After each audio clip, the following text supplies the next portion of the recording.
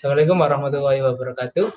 Di sini kami akan melakukan presentasi mengenai sidang akhir kami Pradesain Pabrik Kimia dengan judul Pabrik Semen Potren Komposit memanfaatkan limbah paper sat dengan kapasitas 1.500.000 ton per tahun. Perkenalkan, nama saya Ahmad Khairul Nuri dengan NIM 002 dan partner saya yaitu Anissa Firdaus Fatinatin Hartono dengan NIM 007 dengan dosen pembimbing kami yaitu Bapak Fandi Angga Prasetya, SSI, MSI, dan juga dosen penguji kami yaitu Ibu Oki Putri Prastuti STMT dan juga Bapak Andi Rahmat STMT. Untuk outlet pembahasan kami kali ini yang pertama yaitu latar belakang, yang kedua kapasitas produksi, yang ketiga seleksi proses, yang keempat proses flow diagram atau PFD, yang kelima neraca massa dan neraca energi, yang keenam instrumentasi, yang ketujuh utilitas, yang ke-8 tata letak dan layout, 9 spesifikasi alat, yang ke-10 struktur organisasi, yang terakhir 11 yaitu analisis ekonomi.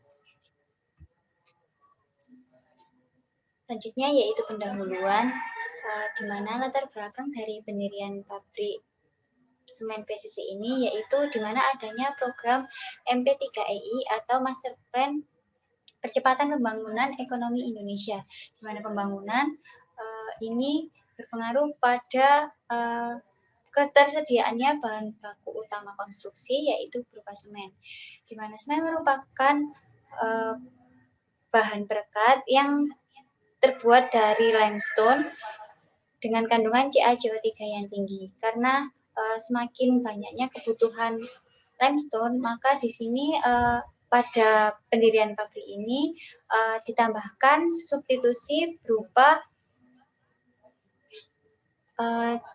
limbah paper sludge yang mengandung CaCO3 yang hampir sama dengan CaCO3 milik limestone.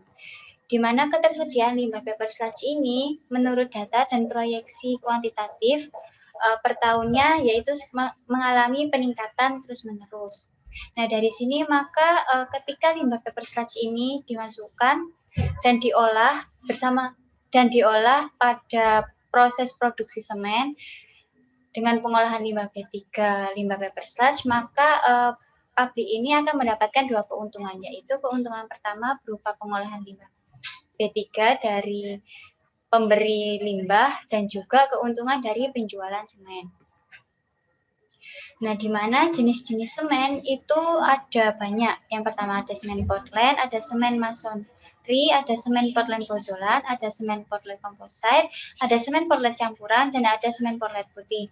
Di mana kami memilih semen Portland composite dengan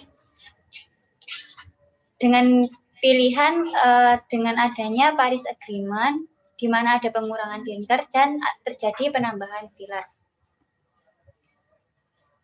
Di sini keunggulan dari semen PCC atau Portland Composite yaitu yang pertama lebih mudah dalam pengerjaan, yang kedua suhu batuan rendah, yang ketiga permukaan acian akan lebih halus, kemudian panas hidrasi rendah dan daya rekatnya kuat. Selanjutnya yaitu mengenai kapasitas produksi. Untuk penentuan kapasitas produksi yaitu kita melihat dari data produksi, konsumsi, ekspor, dan impor semen di Indonesia. Di mana untuk data produksi, konsumsi, impor, ekspor ini kami dapatkan dari Kementerian tahun 2020, di mana pada tahun 2023 untuk produksi semen yaitu sebesar 115.180.000 dengan konsumsi sebesar 82.456.000 dengan impor sebesar 35.000 dan ekspor sebesar 46.000, di mana untuk menentukan M3 atau kebutuhan semen yang akan datang pada 2023 yaitu sebesar 14.021.000 ton per tahun.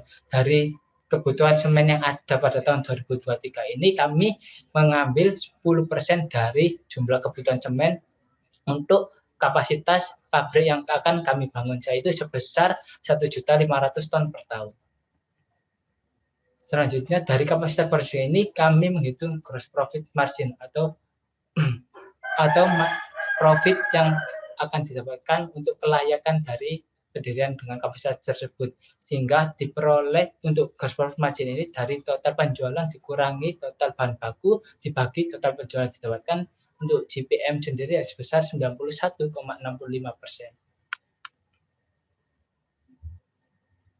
Selanjutnya yaitu seleksi proses.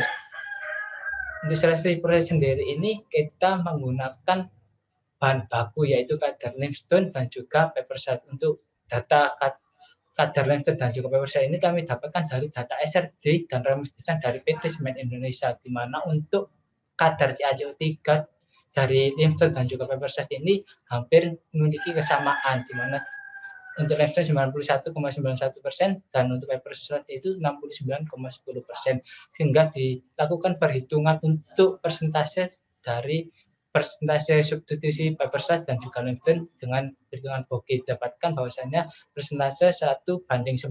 Untuk hasil dari perhitungan Boge ini C3S, C2S, C3A, C4AF ini dapatkan sesuai standar untuk industri semen. Selanjutnya itu pretreatment terhadap limbah peppersite. Untuk treatment sendiri ini, peppersite sendiri ini mengandung 60-70% kandungan air untuk output dari ipal sendiri, sehingga kita menggunakan pretreatment dengan cara 2 proses, dewatering atau pembakaran. Pemilihan ini dilakukan dengan beberapa indikator. Beberapa indikator ini didapatkan nilai tertinggi yaitu pada proses dewatering untuk pengurangan pretreatment dari peppersite dengan hasil kadar air sekitar 10-15%. Kemudian untuk kandungan kadar dari limbah peppersite pada proses dewatering dan pembakaran ini hampir mengalami persamaan, yaitu CaO-nya sekitar 58,21 dan juga 57,9, sehingga kita memilih proses dewatering tanpa menggunakan proses pembakaran. Kemudian seleksi proses pembuatan semen ini terdapat 4 proses yang pada umumnya yaitu proses basah, proses semi basah, proses semi kering dan juga proses kering, di mana ada beberapa parameter terhadap pemilihan proses ini. Di sini untuk pabrik kami ini kita memilih proses kering, di mana untuk proses kering sendiri ini memiliki kelebihan dari beberapa parameter ini, yaitu lebih ekonomis dan juga untuk energi yang dibutuhkan itu sangat rendah. Untuk kandungan airnya sebesar 0,5-10%.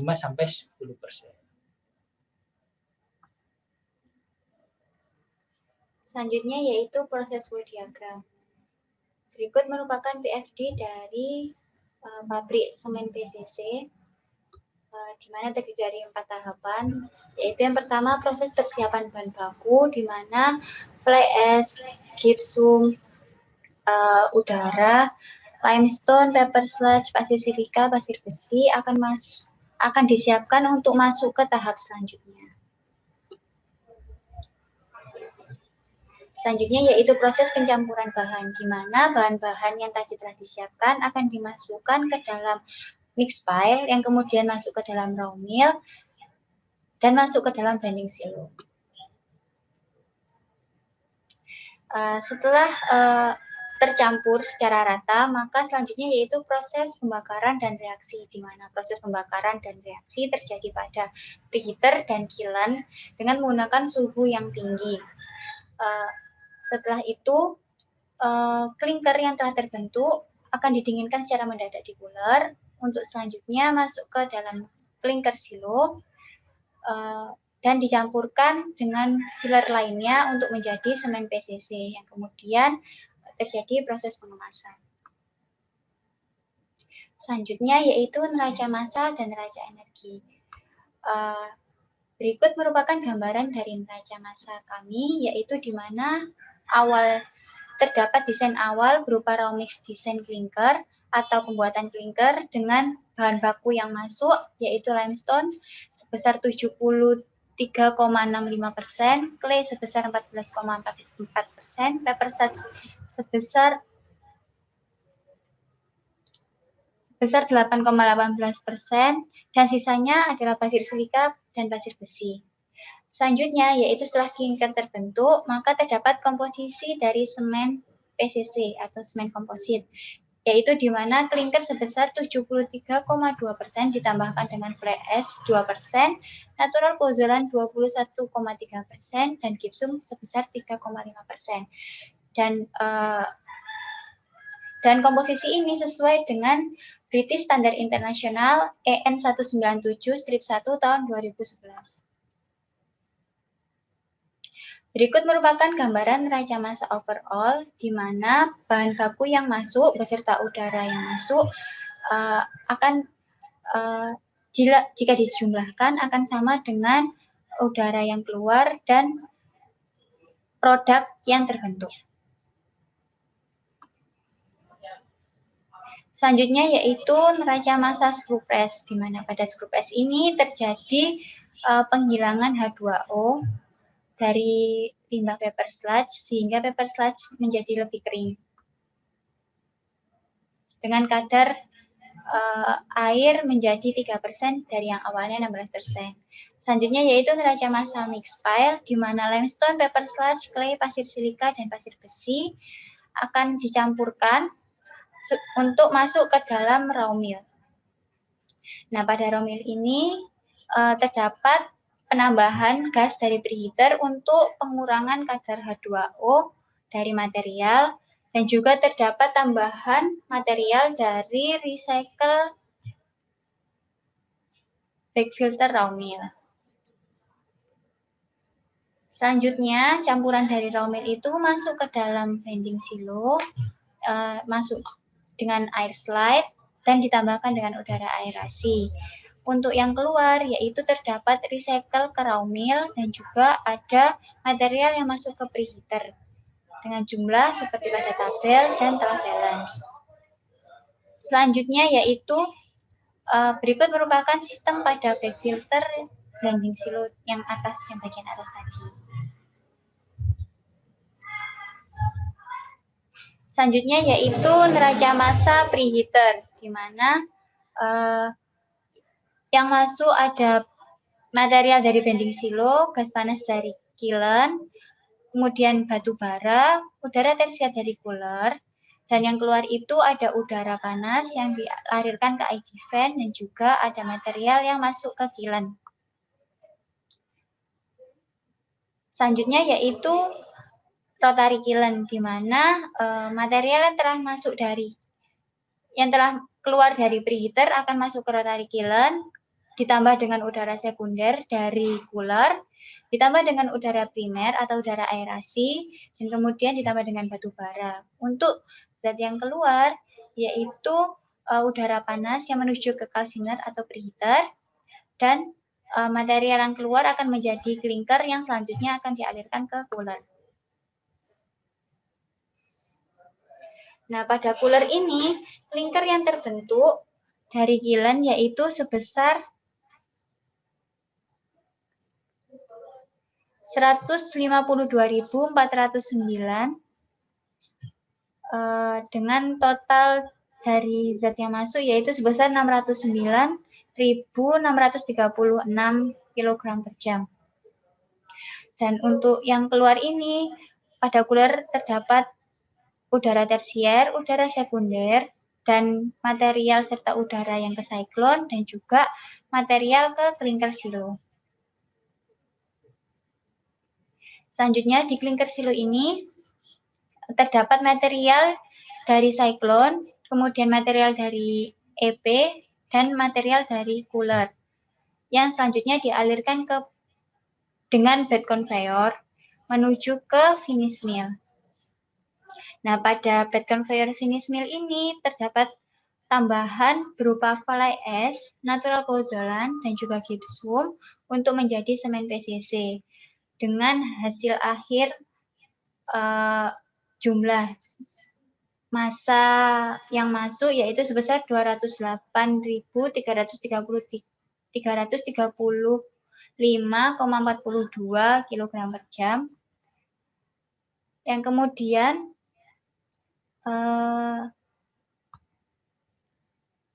kemudian pada semen silo ini terjadi jumlah total yang keluar atau menjadi produk yaitu sebesar 208.333,33 kg per jam.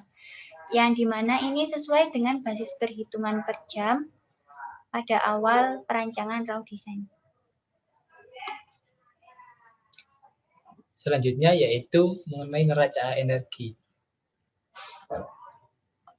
Neraca energi sendiri yaitu panas yang berada pada suatu sistem. Yang pertama, alat pertama yaitu screw press, di mana untuk suhu masuk sekitar 30 dan suhu keluar bahan yaitu sekitar 30, sehingga untuk kilos bernilai positif karena untuk bernilai positif ini dinyatakan bahwasanya bahan akan menyerap panas yang ada di suatu reaktor. Kemudian raw mil. Untuk raw mil sendiri suhu yang masuk sekitar 30, kemudian diinjek gas dari preheater dengan suhu 350, untuk keluar raw mil ini dengan suhu 120. Untuk kilosnya bernilai negatif. Untuk nilai negatif ini dikarenakan ada udara yang keluar. Selanjutnya yaitu blending silo. Untuk blending silo ini suhunya untuk masuk yaitu 120 derajat Celcius dengan dilakukan udara aerasi dengan suhu 30 derajat Celcius dengan output untuk ke suspension preheater yaitu dengan suhu 50 derajat Celcius dengan kilos yang dihasilkan yaitu bernilai negatif atau menyerap kalor. Kemudian untuk cold mill sendiri yaitu dengan suhu masuk yaitu 30 derajat Celcius dengan diinjeksi gas dari preheater dengan suhu 350, dan untuk suhu keluarnya yaitu 80. Untuk kilosnya sendiri bernilai positif atau menyerap kalor. Kemudian untuk suspension preheater atau preheater sendiri ini untuk bahan yang masuk dengan suhu 50 dari blending silo, kemudian diinjeksi dari gas hasil pembakaran kiln dengan suhu 1000 dengan output bahan yang keluar dari preheater ini dengan suhu 800. Untuk pada preheater ini ada delta HR kalsinasi atau panas yang dibutuhkan untuk reaksi kalsinasi dan juga HI atau panas yang dibutuhkan untuk menguapkan air yang ada pada bahan. Nah, untuk kilosnya ini bernilai negatif. Kemudian untuk rotary kiln sendiri yaitu bahan yang masuk dengan suhu 800 derajat Celcius dengan injeksi udara sekunder dari cooler dan udara primer dari dengan suhu 30. Kemudian untuk output bahan yang masuk dari rotary kiln ini dengan suhu 1350 derajat Celcius didapatkan delta HR kalsinasi sebesar 490. Kemudian delta HR untuk klinkerisasi atau panas yang dibutuhkan untuk klinkerisasi yaitu 1.246.000. Untuk kilosnya sendiri bernilai negatif atau mengeluarkan panas. Misalnya yaitu pada cooler. Untuk cooler sendiri ini klinker dari kiln yaitu dengan suhu 1350 dan udara aerasi yaitu 30 derajat Celcius. Kemudian untuk output bahan yang keluar dari cooler ini sekitar 150 derajat Celcius. Di mana untuk kilosnya ini bernilai positif atau menyerap kalor. Kemudian dari siklon ini dari cooler untuk suhu 180 menuju ke siklon. Untuk siklon sendiri ini untuk kilosnya bernilai negatif atau mengeluarkan panas. Selanjutnya yaitu finish mill. Untuk finish mill sendiri dari bed conveyor untuk pencampuran dari bahan natural pozzolan, fly ash, gypsum dan juga klinker itu sendiri dengan suhu 150. Untuk keluarnya yaitu 150 dengan kilos yaitu bernilai positif. Selanjutnya yaitu instrumentasi. Berikut merupakan gambaran dari PNID pabrik semen PCC. Di mana berikut merupakan salah capturean dari masing-masing PID per alatnya, di mana untuk cold mill ini terdapat instrumentasi berupa pengukuran temperatur. Kemudian pada preheater itu juga diberi instrumentasi berupa temperatur. Pada kiln juga diberi instrumentasi untuk mengukur temperatur. Kemudian pada cooler juga diberi instrumentasi untuk temperatur. Pada siklon diberi instrumentasi berupa pengukuran flow rate gas. Kemudian pada blending silo terdapat pengukuran level control untuk melihat blending silo tidak penuh. Selanjutnya yaitu utilitas. Utilitas pada pabrik. Sistem utilitas pada pabrik semen ini membutuhkan 2105,2 kW per hari listrik yang disuplai dari PLN. Kemudian 2.935,55 kg per jam air sanitasi yang diambil dari danau PIK.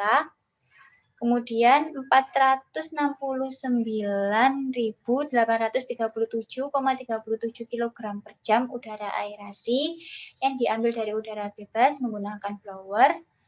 Dan juga batu bara sebesar 23.554,13 kg per jam yang disuplai dari unit coal mill. Selanjutnya yaitu lokasi pabrik dan layout.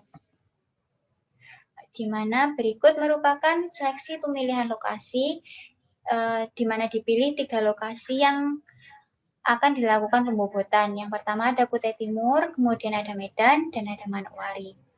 Di mana faktor-faktor penilaian yaitu berupa keberadaan bahan baku, market, power and fuel supply, water supply, iklim, transportasi, waste disposal, buruh, perundang-undangan, pajak, karakterisasi lokasi, dan pemadaman kebakaran. Di mana nilai tertinggi diperoleh oleh kota Kutai Timur sehingga kota Kutai Timur dipilih menjadi lokasi pembangunan pabrik ini. Potensi bahan baku yang berada di Kutai Timur yaitu berupa 18.600 juta ton limestone. Kemudian terkait limbah paper sludge-nya terdapat 2 industri pulp and paper dengan kapasitas masing-masing 0,53 dan 0,525 juta ton. Kemudian ada 2.000 juta ton clay dan 760 juta ton pasir silika. Lokasi pendirian pabrik ini berada di Desa Sekerat, Kecamatan Sangatta Utara, Kabupaten Kutai Timur, Provinsi Kalimantan Timur, di mana lokasi ini dipilih karena dekat dengan wilayah pesisir dan dekat dengan sumber paper sludge PT Kiani Kaltim, dekat dengan gipsum, produksi gipsum, ada pupuk Kaltim. Kemudian dekat dengan fasilitas pembangkit listrik Tanjung Bara dan airport Tanjung Bara. Kemudian daerah Sangatta juga sangat dekat dengan penambangan batu bara PT Kaltim Primakol. Berikut merupakan RT RW topologi Kutai Timur, di mana Kutai Timur ini bukan merupakan daerah hutan lindung sehingga dimungkinkan untuk diperbolehkan terjadinya pengembangan daerah. Dengan curah hujan yang tidak terlalu tinggi sehingga kemungkinan bencana alamnya akan lebih kecil. Setelah itu, Kutai Timur ini juga termasuk kawasan andalan nasional yang disasarkan sebagai kawasan pengembangan, terutama pengembangan industri, kemudian dekat dengan pesisir dan dekat dengan transportasi laut. Berikut merupakan desain tata letak pabrik semen PCC. Selanjutnya yaitu spesifikasi alat. Nah, untuk alat pertama yaitu unit reaktor. Untuk reaktor sendiri ini yang pertama alat preheater, di mana untuk desain dari preheater sendiri ini didapatkan dari hasil perhitungan. Nah, untuk fungsi dari preheater sendiri yaitu untuk pemanasan awal umpan sebelum masuk rotary kiln, di mana untuk preheater ini terdapat 4 stek, di mana untuk suhu gas masuknya ini berbeda-beda.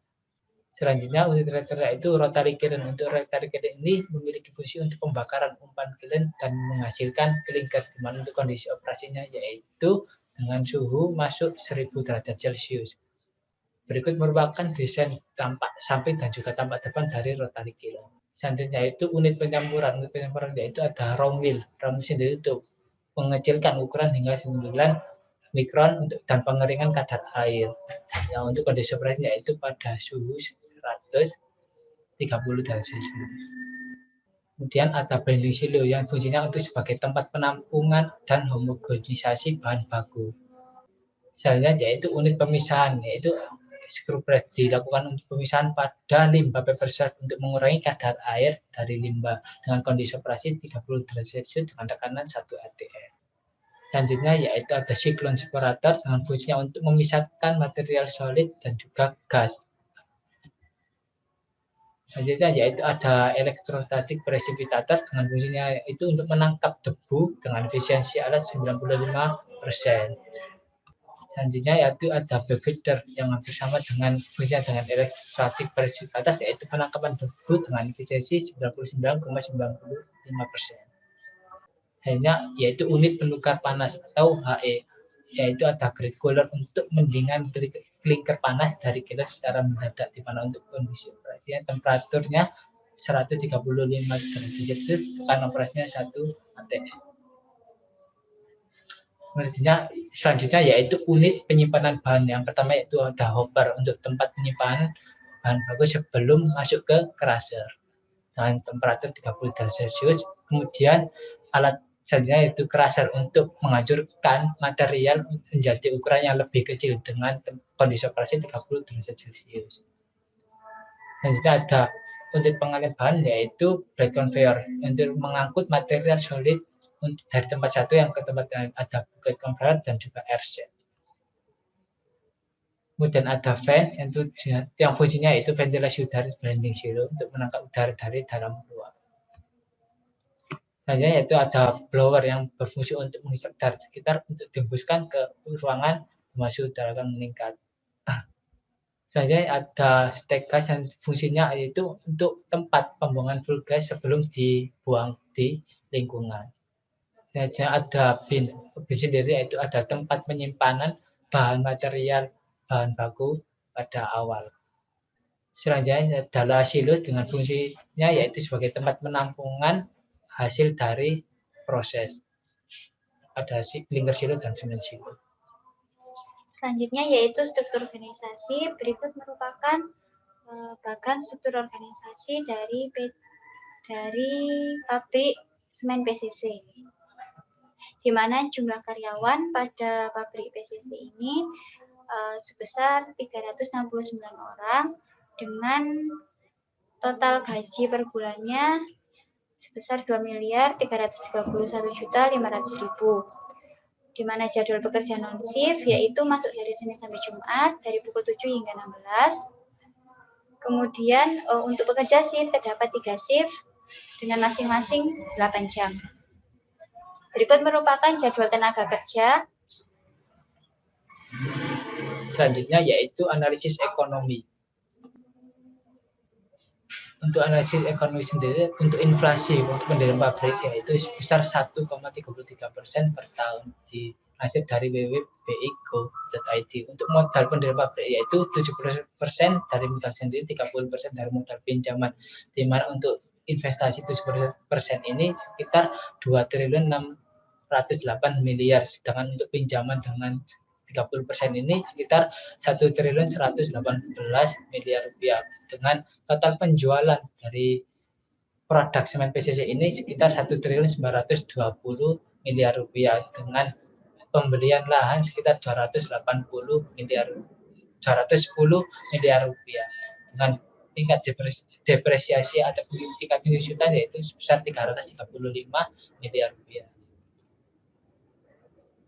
Dari perhitungan analisis ekonomi yang dilakukan yaitu kita mendapatkan VCI atau Vision Capital Investment sebesar 3.354 miliar rupiah dan juga VCI atau Working Capital Investment sebesar 372 miliar rupiah, dan TCI atau Total Capital Investment atau jumlah dari VCI dan juga WCI sebesar 3.726 miliar rupiah, sehingga didapatkan untuk total production cost sebesar 1.129 miliar rupiah. Untuk BEP atau break even point atau biaya impas yaitu sebesar 40,66% dengan POT atau pay off time waktu pengembalian modal sebesar 3,1 tahun. Berikut merupakan grafik untuk break even point, di mana untuk sumbu berwarna oranye ini menunjukkan total penjualan dan sumbu berwarna merah ini menunjukkan total production cost. Didapatkan ROI sebelum pajak sebesar 31,85% dan setelah pajak sebesar 22,29%. Kemudian dapatkan grafik CNPV atau analisa keuntungan dengan jumlah kapasitas produksi pada tiap tahunnya, di mana pada tahun 2009 sampai 30 mengalami penurunan karena pada kondisi ini pabrik akan mengalami penutupan. Sekian, terima kasih. Kurang lebihnya kami mohon maaf. Wassalamualaikum warahmatullahi wabarakatuh.